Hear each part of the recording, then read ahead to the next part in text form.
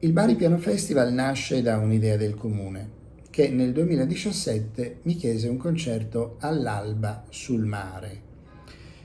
Ero molto perplesso inizialmente perché non sempre penso che queste manifestazioni siano interessanti. Qualche volta la musica diventa più una cornice all'alba o al tramonto. A me invece interessava che la musica fosse protagonista. Così proposi un concerto difficile con un programma impegnativo, con musica contemporanea. Ci aspettavamo poche decine di persone, ne arrivarono alle 6 di mattina oltre 2000.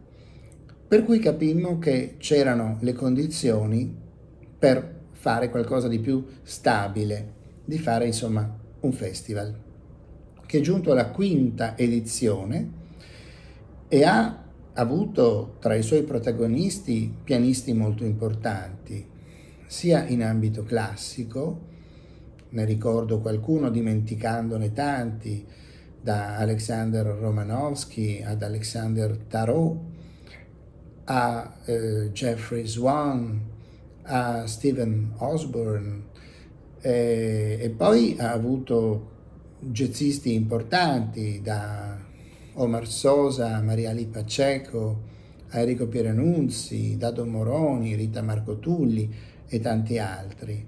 E moltissima musica contemporanea, che il pubblico accoglie con grande curiosità, con grande gioia, anche perché in questo festival la musica contemporanea è presentata senza partigianerie, non c'è una musica contemporanea, ma si cerca di proporla nella sua, come dire, complessità e nella sua completezza. Si va da Philip Glass a Karlheinz Stockhausen, da Pierre Boulez a Graham Fitkin, quindi si fanno esperienze molto diverse.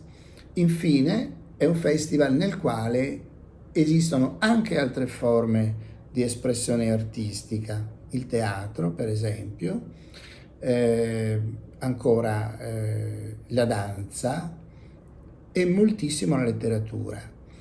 I libri sono un aspetto importantissimo del Bari Piano Festival, perché spesso sono protagonisti di strane presentazioni in cui il libro e la musica interagiscono, per esempio con un romanzo di Omar di Monopoli, attorno al quale 3 jazzisti costruiscono una specie di racconto musicale.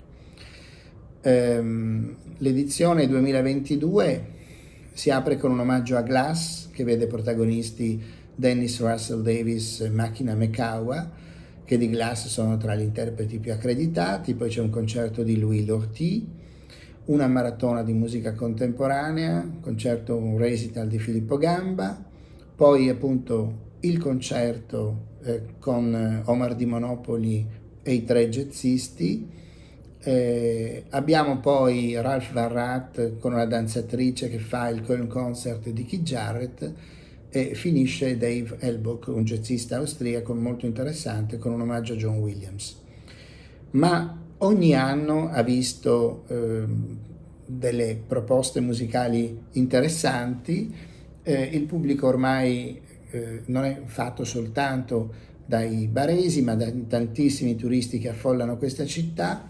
Il festival non ci sarebbe stato senza la determinazione del sindaco Antonio De Caro e degli assessori alla cultura che si sono succeduti, prima Silvio Maselli e adesso Ines Pierucci che lo sostiene con grande determinazione.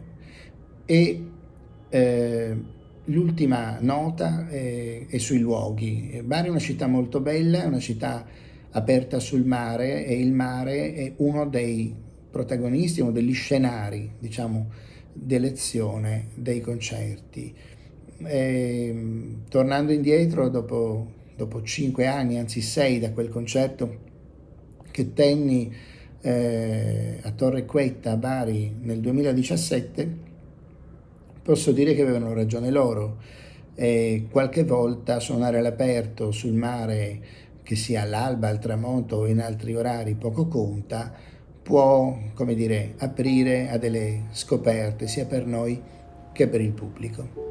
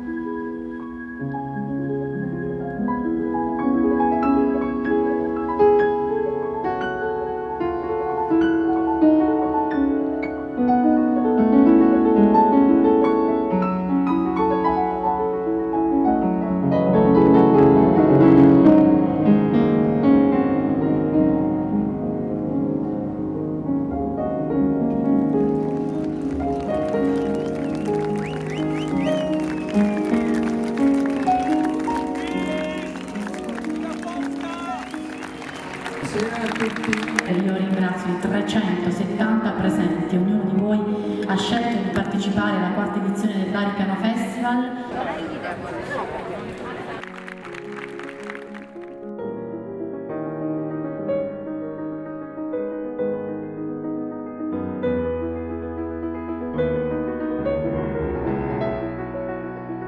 Mi sembra che lui capisce tutto di noi.